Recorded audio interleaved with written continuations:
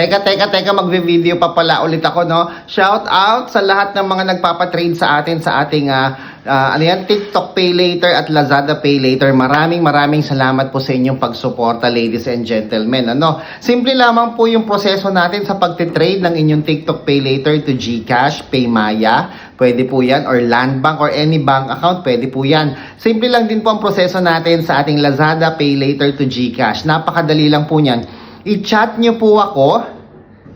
Pumunta po kayo doon sa aking Lazada shop.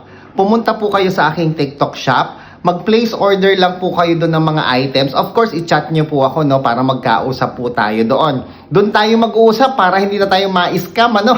Mahirap po na i-scam, eh. Ano po? Nawawalan tayo ng pera, nawawalan din tayo ng kredibilidad. Doon lang tayo mag-uusap sa TikTok shop at saka sa Lazada shop, no? Yung instruction ipapadala ko po doon sa TikTok shop at sa Lazada shop. Hindi po tayo real time. Ang conversion natin ng inyong TikTok Pay Later to GCash, ang inyong Lazada Pay Later to GCash ay hindi po real time, okay? Hindi po yan real time, mga kaibigan. Kaya kung may nag-offer sa inyo na real time, mag-ingat po kayo, baka po yan ay budol, no?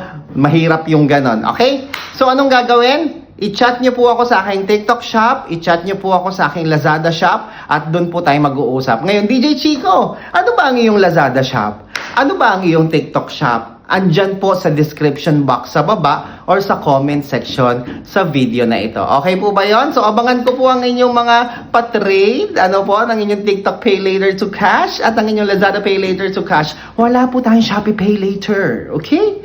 So, hintayin ko po yan. Ako po si Chico. Enjoy the rest of the day and God bless po.